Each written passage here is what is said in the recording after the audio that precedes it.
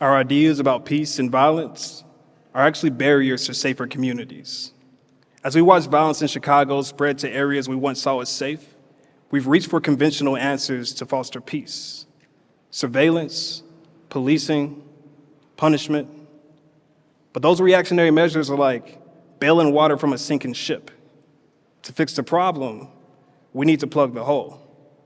And plugging that hole means facing an uncomfortable and unconventional truth. That sometimes, to create peace, we have to stare violence in the face. On Chicago's West Side, we are fostering youth energy to promote peace and prosperity. My team and I find young people who want to fight. Many of them have been victims, witnesses, and perpetrators of violent crime. But in our program, they have a 99% high school graduation rate, a 99% college acceptance rate, and an average GPA of 3.2. How do we do this? We teach them to box. That brutal sport where people get into a ring and punish each other with damaging punches, that's what we're teaching young people to transform their academic outcomes, clear negativity from their minds, and in some cases, walk away from crime. As a teacher on Chicago's West Side, I recognize that a lot of the young people who struggled the most had no sense of belonging in the school. We rejected them from opportunities because they weren't good enough, weren't smart enough, didn't behave the right way, when we could have embraced them. That felt familiar to me. When I was a kid growing up in Kentucky, I held my anger in until I could express it with my fists. And for that, I was suspended from school, arrested, given court-ordered anger management, and excluded from opportunities that would have made my life better. It was boxing that helped me channel and regulate that anger, and helped me grow from that kid in court-ordered anger management to a national champion boxer with a bachelor's degree in social work and a master's degree in education. When I saw young people on the same path that I almost went down, I decided to combine my experiences and create an after-school boxing program in my classroom to engage those kids. That program grew from 12 kids to 350 kids in a nonprofit now called The Block. When you think of boxing, you probably don't think of it as a way to promote peace. Isn't it just a fist fight for money? A clash of egotistical, aggressive opponents that meet in the ring and damage their opponents? How could it be a key for peace? It turns out that boxing has three main components that help young people manage the internal stressors that might otherwise explode in the form of violence. First off, it provides an outlet for those emotions that we tell kids they need to suppress. Isolation, frustration, rage. Those feelings build up in young people, and they either find a way out or force their way out. I was at a boxing match with an 18-year-old named Terrence. Now, Terrence shows up to every day at the block with the biggest smile on his face. He's got this warm, inviting attitude that just makes you feel welcome, makes you want to be a part of whatever he's doing. But on fight night, he was brutally intense. I didn't want to go near him. I approached him right before it's time to warm up. I'm like, hey, what do you think about your opponent? He's like, man, forget him. He didn't say forget. He had taken all that worry and stress and pain, those emotions that he bottles up, to present us with that warm smile every single day and projected them onto his opponent. That's when I realized he needs this sport. Terrence spends day in and day out fighting invisible enemies internally. And for 3 2-minute rounds, he can make his opponent the living embodiment of all the things he can't fight in real life.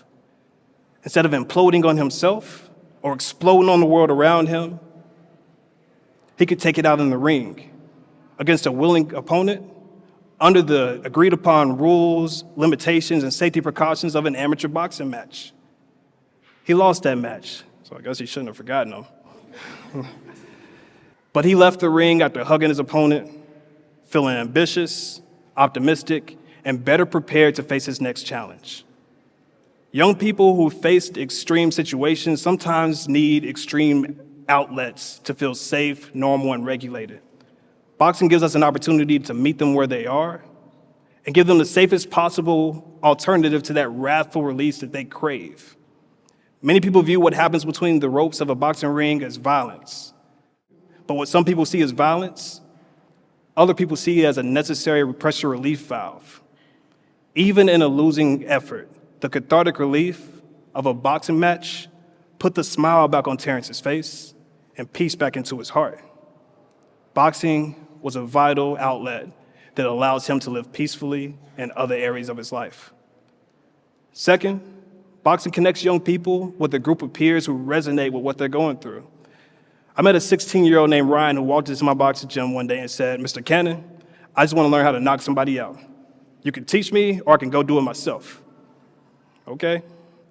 Now, this is when the knockout game was popular. I'm not sure if you were around, but teenagers would go to popular shopping districts, tourist areas, pick a random, unsuspecting person, punch them, hoping to leave them unconscious in the middle of the street, and then running off before anybody caught them. It was a devastating, traumatic, and dangerous trend that could only be popular in places where young people feel they have nothing, so they have nothing to lose. And here I had somebody standing in front of me saying he wanted to be a part of that and asking for my help. I knew I had three choices. I could lecture him, tell him how dangerous it is. "Listen, you don't want to do that. You're a good guy. You could hurt somebody. You can get arrested." And he would ignore me. I could kick him out, tell him that's not who we are. You come back here when you get your mind right. We don't behave like that. And he would go out and try to knock somebody out. Or I could teach him. I told him, "Hey, I'll teach you boxing, but you have to do everything I tell you to do today." Knowing that if he did everything I told him to do, he'd be sore for 3 days.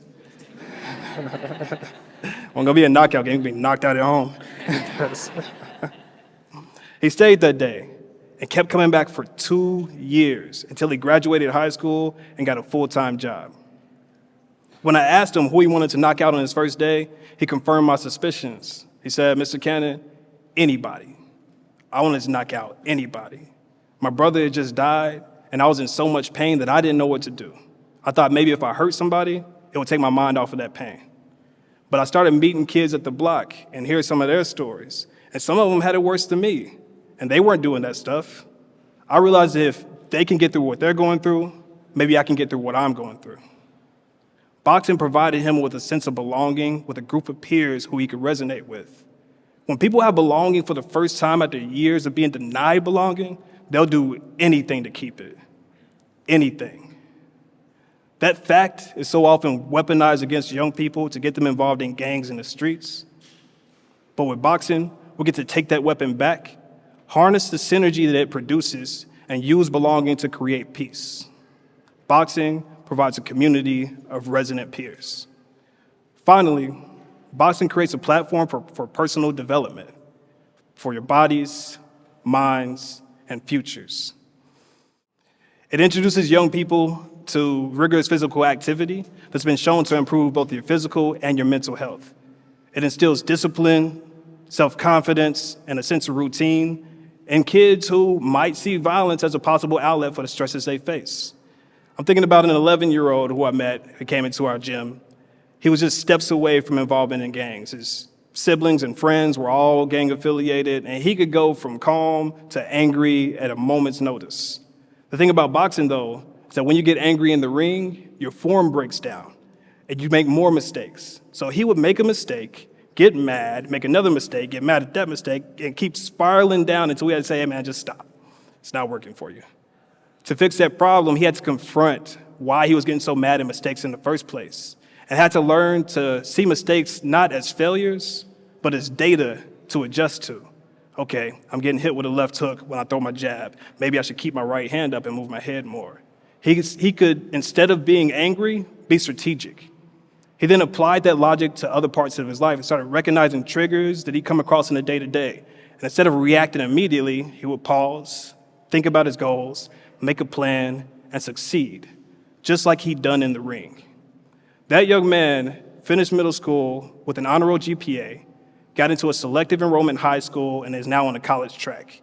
He went from steps away from gang involvement to steps away from a college campus. Boxing challenged him to develop in ways he'd never been challenged before. He accepted that challenge, and it transformed his life. You might know some young people like the kids I'm thinking about. young people who are looking for a place to belong. Maybe they're filled with rage, or maybe they just need extra support and opportunities.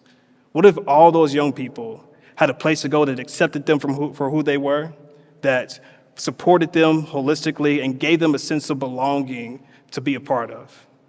What if instead of looking at punishing those kids when they made mistakes, we invested in them on the front end to keep them strong? My boxing trainer used to tell me, if you do what you've always done, you'll get what you've always gotten. In Chicago, what we've always done for violence is to tell people to suppress it and then punish them when they fail to. And look at our city. Is that working? No. When we look at the results of our seemingly violent sport on kids on the west side of Chicago, it should become more clear that if we're going to attack the problem of violence in our city, it should start with meeting young people where they are, physically and mentally, embracing them, even if that means staring violence in the face. Thank you.